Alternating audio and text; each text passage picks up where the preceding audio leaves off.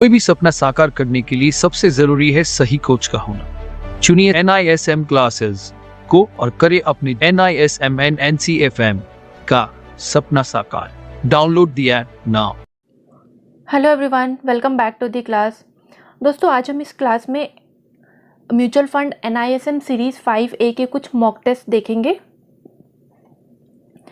तो चलिए स्टार्ट करते हैं। हमारा आज का पहला क्वेश्चन है, securities and exchange board of India यानी कि SEBI functions does not include which of the following, यानी कि सेबी के फंक्शंस के अंदर इनमें से कौन सा इंक्लूड नहीं होता है।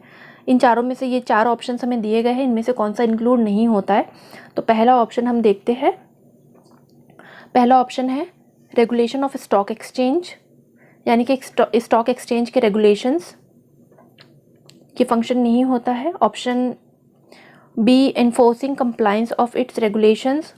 Option C making regulations for the mutual fund industry. और option D approving the fund manager which have been appointed by the AMC। तो करेक्ट आंसर जो है वो है option D, approving the fund manager which have been appointed by the AMC, यानी AMC द्वारा चुने गए फंड मैनेजर को अप्रूव करना, मंजूरी देना। क्योंकि फंड मैनेजर को अपॉइंट करते समय AMC को सेबी की मंजूरी की आवश्यकता नहीं होती है।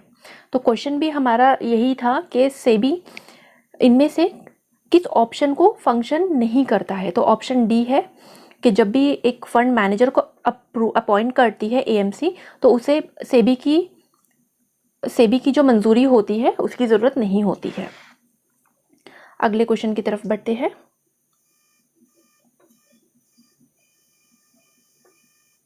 हमारा नेक्स्ट क्वेश्चन है, dash is not a fair selling practice by a mutual fund distributor, यानी कि किसी म्यूचुअल फंड डिस्ट्रीब्यूटर द्वारा फेयर सेलिंग प्रैक्टिस यानी कि उचित नहीं है। तो क्या उचित नहीं है, यहाँ पर चार ऑप्शंस देखिए। ऑप्शन ए है informing the investor of the various investment options. Option B है carefully understanding the clients financial needs. Option C encouraging the churning of investments, and option D giving personalized after sale service। तो सीधे correct answer पे आते हैं।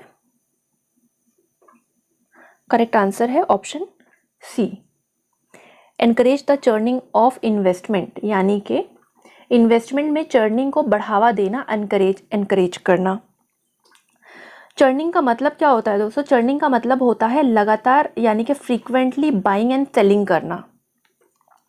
Mutual fund asset द्वारा high commission पाने के लिए म्यूचुअल फंड इन्वेस्टमेंट में लेन देन और चर्निंग करने का एक बैड प्रैक्टिस, इस चीज को एक बैड प्रैक्टिस माना जाता है।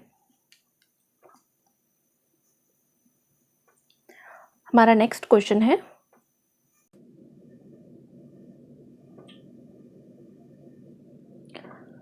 Identify the true statements. तो इनमें से कौन सा स्टेटमेंट सही है? ठीक है, क्वेश्चन जो आंसर है इसकी तरफ बढ़ने से पहले दोस्तों मैं आपको बता दूं कि हमारा जो चैनल है, हम NISM और NCFM के सारे कोर्सेज प्रोवाइड कराते हैं। अगर आप भी स्टॉक मार्केट में अपना करियर बनाना चाहते हैं तो आप हमसे जुड़ सकते हैं, आप हमें कांटेक्ट कर सकते हैं। डिस्क्रिप्शन बॉक्स में हमारे कॉन्टैक्ट डिटेल्स दिए गए हैं, आप वहाँ से हमें कॉन्टैक्ट कर सकते हैं, या फिर आप जो है हमें सोशल मीडिया प्लेटफॉर्म पर भी फॉलो कर सकते हैं और वहाँ से भी आप हमें कॉन्टैक्ट कर सकते हैं। अगर आपको हमारी वीडियोस अच्छी लगे तो हमारे चैनल को लाइक, शेयर एंड सब्सक्राइब ज़रूर करें। तो चलिए शुरू करते हैं। इनमें से कौन सा स्टेटमेंट सही है? तो पहला देखते हैं हम। पहला स्टेटमेंट क्या बता रहा है, वाइल कैलकुलेटिंग हमारा पहला स्टेटमेंट बता रहा है कि while calculating scheme returns for an investor if there is an entry load then the initial value of the NAV is taken as NAV plus entry load.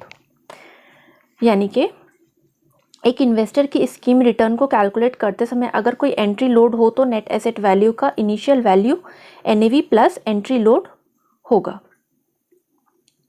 और ऑप्शन और second statement हमें ये बताता है, while calculating scheme returns for an investor, if there is an exit load, then the later value of the net asset value is taken as NAV plus exit load। किसी investor के scheme return को calculate करते समय अगर कोई exit load होता है तो नेट एसेट वैल्यू के बाद के वैल्यू को NAV प्लस एग्जिट लोड होगा। तो इन दोनों में से सिर्फ एक स्टेटमेंट करेक्ट है और वो करेक्ट स्टेटमेंट है ऑप्शन ए। यानी कि एक इन्वेस्टर की स्कीम रिटर्न को कैलकुलेट करते समय अगर कोई एंट्री लोड है तो नेट एसेट वैल्यू का initial value NAV plus entry load होगा। तो ये स्टेटमेंट ट्रू है।